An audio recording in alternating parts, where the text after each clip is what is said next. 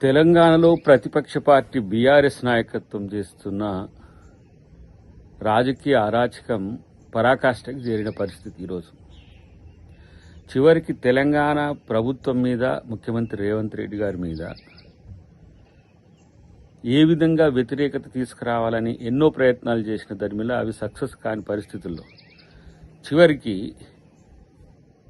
క్షుద్ర పూజలు చేసి వానలను అడ్డుకోవాలని, మంచిని చేయడాన్ని అడ్డుకోవాలని, లేదంటే ప్రభుత్వ వ్యతిరేకత పెరగాలని, ప్రభుత్వానికి నష్టం జరగాలని వాళ్ళు చేస్తున్న ప్రయత్నం చూస్తే ఒకంత నవ్వుతో పాటు మరింత ఒక ఆవేశం వస్తున్న పరిస్థితి. ఎందుకంటే ఇంతకు దిగజారాల్సిన స్థితి ఎందుకు? బీఆర్ఎస్ నేత కేసీఆర్ గారు అల్లుడు హరీష్ రావు గారు ఎక్కడెక్కడ పోయి పూజలు చేస్తుండో మనకు సమాచారం ఉంది. ఒక్కసారి తెలంగాణ ప్రజలకు గమనించండి. శివమొగ్గ, దాన్ని షిమోగా అంటారు. అది తాంత్రిక పూజలకు ప్రతీతి. అంటే క్షుద్ర పూజలు, ఊళ్ళలో చేతబడి లాంటి ఇట్లాంటివి అంటారు. అట్లా వ్యక్తులకు వ్యతిరేకంగా జరగాలి, లేకపోతే వ్యవస్థకు వ్యతిరేకంగా జరగాలని. రెండవది జై అఘోరకాళి. ఇది ట్రిసిటీలో ఉంటుంది, తిరుచిలో ఉంటుంది. దీన్ని తిరుచానపల్లి అంటారు.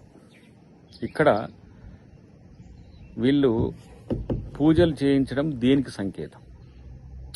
తెలంగాణ ప్రభుత్వం నష్టపోవాలనే విషయం ఒకటైతే వానలు రావద్దని, వానలు రాకపోతే సమస్యలు వస్తాయి, రైతుల నుంచి సమస్యలు వస్తాయి, సమాజం నుంచి వ్యతిరేకత వస్తుంది, దాని కొరకు.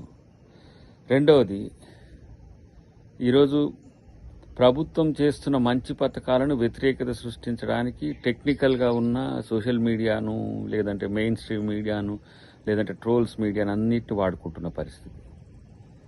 అది సరిపోక ఈరోజు ఇలాంటి తాంత్రిక క్షుద్ర పూజలతో తెలంగాణ ప్రభుత్వానికి నష్టం జరగాలని కోరుకోవడం, వీళ్ళు తెలంగాణ బాగుపడాలని కోరుకుంటోళ్ళ అధికారం లేకపోతే అఘోరాలుగా తయారవుతున్న పరిస్థితి ఈరోజు. అఘోరాలతో దేశానికి మంచి జరిగింది, కొన్ని ప్రాంతాల్లో దేశం యొక్క అస్తిత్వాన్ని నిలిపే దాంట్లో ఉన్నారు. కానీ వీళ్ళు ఈ తాంత్రిక క్షుద్ర పూజలతో సాధించాలనుకుంటున్నది ఏంటి? అసలు ఈ పూజలు చేస్తున్న ఉద్దేశము తెలంగాణ మంచి కొరకు కాకుండా చెడు జరగాలని చూడడం ఏంటి?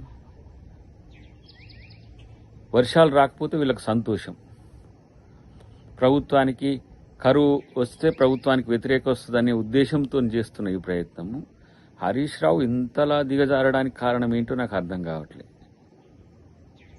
లేకపోతే అది కేసీఆర్ చెప్తే చేస్తుండా, ఆయన సొంతంగా ఏమైనా చేస్తుండా? ఇది తెలియాల్సిన అవసరం ఉంది. తెలంగాణ ప్రజలు తెలుసుకోవాల్సిన అవసరం ఉంది. తెలంగాణ రైతాంగానికి మేలు చేసే వర్షాలు పడితే, లేదంటే మేలు జరిగితే, ప్రభుత్వానికి మంచి పేరు వస్తే వీళ్ళకి వచ్చే నష్టం ఏంటి? అధికారమే పౌరమావిదా?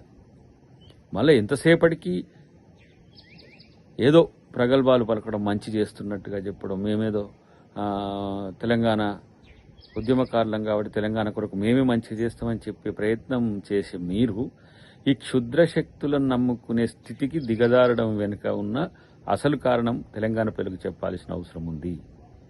ఇది సహించరాని నేరం. మంచి కోరుకోవాలి. ఎక్కడికైనా మనం వివిధ దేశాలు పోయినా, ఎక్కడికి పోయినా, ఏ ప్రాంతాలకు పోయినా తెలంగాణకు మంచి జరగాలని కోరుకుంటాం, ఏ దేవుళ్ళను మొక్కుకున్నా. కానీ ఈ గతి ఏంది? ప్రభుత్వానికి నష్టం జరగాలి, తెలంగాణకు నష్టం జరగాలనే కోరిక ఎక్కడి నుంచి వచ్చింది? ఇంత సైకోలా మీరు? కేవలం తమ యొక్క అస్తిత్వం కాపాడుకోవడానికి తెలంగాణకు నష్టం జరిగినా ఎలాంటి సమస్య లేదనే ఒక స్థితికి, మీరు మానసిక స్థితికి దిగజారిందంటేనే మీ యొక్క అధికార దాహము, మీ యొక్క ఏంటిది పదవి వ్యామోహము, వీటి పట్ల మీకున్న మక్కువ అర్థమవుతున్న పరిస్థితి. అధికారం కోల్పోతే బతకలేని స్థితి వచ్చిందా మీకు? ఇలా ముఖ్యమంత్రి రేవంత్ రెడ్డి గారికి దేశవ్యాప్తంగా వస్తున్న మంచి పేరుని చూసి తట్టుకోలేక ఇంత జెలసియస్గా, ఇంత ఈర్ష్యపూరితమైన ఆలోచనలు, ఇంత ఏమంటాము కక్షపూరితమైన ఈ ఆలోచనలు రావడము దేనికి సంకేతం? హరీష్ రావు గారిని, అదేవిధంగా కేటీఆర్ గారిని, కేసీఆర్ గారిని తిడితే పెద్ద నాయకుడిని అయిపోతానని చెప్పేసి అద్దంకి దయాకర్ పగటి కలలు అంటున్నాడు. దాంట్లో భాగంగానే ఈరోజు ఇష్టం వచ్చినట్టు మాట్లాడుతున్నాడు. అద్దంకి దయాకర్కు బుద్ధి ఉందా లేదా అని చెప్పేసి ఒక్క క్షణం ఆలోచిస్తే అసలు ఏంది ఆయన అని అంటే, మనిషి అనుకుందామంటేనేమో బుద్ధి లేదు. అద్దంకి దయాకర్కు మనిషి అనుకుందాం అనుకుంటే బుద్ధి లేదు. సరే గాడిద అనుకుందాము అనుకుంటే తోకలేదు. ఏ రకంగా కూడా ఆయన బుర్రలో గుజ్జు లేదు, మాటల్లో పస లేదు, మంది మీద పడి ఏడవడం తప్ప ఆయనకు మ్యాటరే లేదు. హరీష్ రావు గారు అఘోరా పూజలు చేయిస్తున్నాడు, లేకపోతే అధికారం లేకపోవడంతోనే అఘోరగా మారినరని చెప్పేసి మాట్లాడుతున్నాడు. అద్దంకి దయాకర్ అధికారం కొత్త నీకు కావచ్చు, హరీష్ రావు గారికి కాదు. ఉమ్మడి ఆంధ్రప్రదేశ్గా ఉన్న నాటి నుంచి హరీష్ రావు గారేంటో, హరీష్ రావు గారు చేపట్టిన బాధ్యతలేంటో, ఈ ప్రభుత్వంలో ఆనాటి నుంచి ఈనాటి వరకు ఆయన ప్రభుత్వంలో వ్యవహరించిన తీరేంటో మొత్తం తెలంగాణ ఉమ్మడి ఆంధ్రప్రదేశ్ ప్రజలందరికీ తెలిసిందే. నువ్వు ఈరోజు వచ్చి కొత్తగా అఘోరా అని చెప్పేసి మాట్లాడితే, ఇంకోటి మాట్లాడితే ప్రజలు నమ్మే పరిస్థితిలో లేదనేది గుర్తుపెట్టుకో అద్దంకి దయాకర్. నువ్వు ఒక్కసారి అద్దం ముందు నిలబడు, నిన్ను నువ్వు తదేకంగా చూసుకో. నువ్వు మనిషిలాగా కనబడతావా లేకపోతే మరో అఘోరలాగా కనబడతావో చెక్ చేసుకో. తదేకంగా చూసుకో, అద్దం ముందు నిలబడి. బుద్ధి జ్ఞానం లేని పనులు మాటలు మానేసుకో అద్దంకి దయాకర్.